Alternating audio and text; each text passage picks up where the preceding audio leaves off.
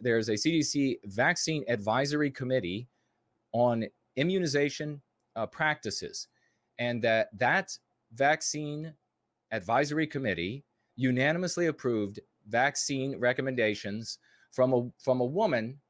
Let's say call her a female. She's not a woman. She's a female anti-white dirtbag muppet who goes by the name Kathleen Dooling. So Kathleen, sweet little Kathleen, walking around with poisonous poison on her lips and ready to kill, ready to murder people. She had an opinion that this group decided to agree with, and that is, quote, racial and ethnic minority groups are underrepresented among adults age 65 and older. So she just said there that white people compose the vast majority of those who are 65 years and older.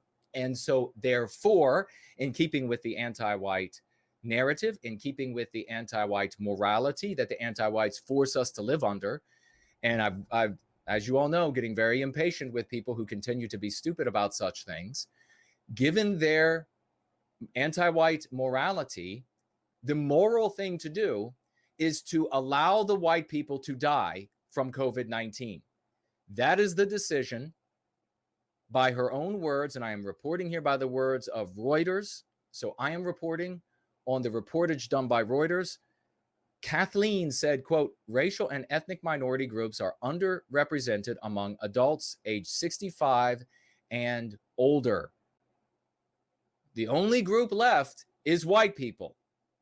So it's very clear what Kathleen is talking about here. No doubt about that she's talking about white people are predominantly those who are over the age of 65. And so therefore, we're not going to be immunizing them to save their lives, even though they are the most at risk of dying from COVID-19.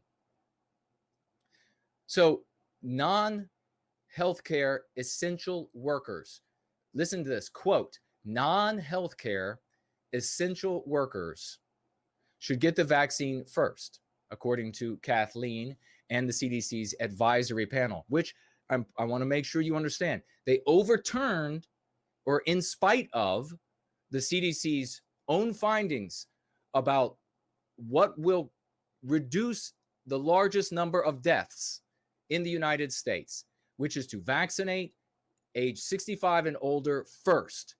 Despite that being the CDC's own findings, and of course the findings of Centers for Disease Control, their equivalents all around the world, despite that being their findings as reported by other entities on which I am reporting, the CDC is deciding, well, let them die.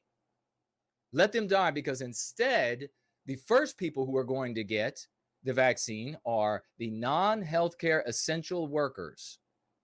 And they should get the vaccine because, quote, racial and ethnic minority groups are disproportionately represented in many essential industries. So I'm going to read that again. Quote, non-healthcare essential workers, close quote, should get the vaccine first because, quote, racial and ethnic minority groups are disproportionately represented in many essential industries, close quote, as reported by Reuters, and I am reporting on what Reuters reported. So I will translate in case this is hard for some of those people, in case it's difficult if you're new or you're watching us in replay, you've never heard of going free before, you don't know what that is. I will go ahead and translate for you. This is what the anti-whites at the CDC decided to do. We are not, as the CDC, going to be giving the vaccine to Group A because they're white. Too many of them are white. We don't want to be protecting white people because the objective of anti-whiteism is to inflict injury on Western kind and Western civilization. So it would be immoral for us to give the vaccine to a group of people that is predominantly composed of white people.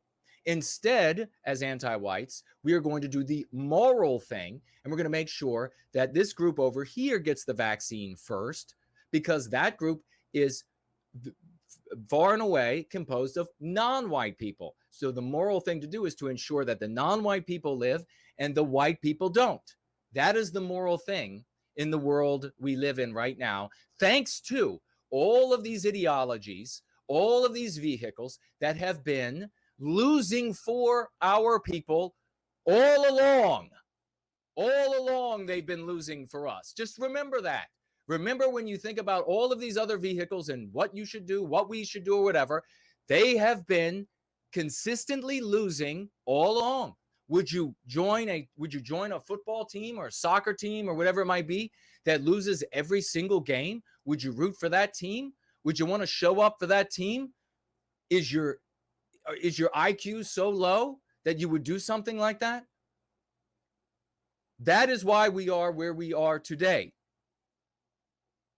So a so-called expert on medical ethics, just to make sure that white people, just to make sure that, are you going to finally get it? Like a 2x4 upside of your head?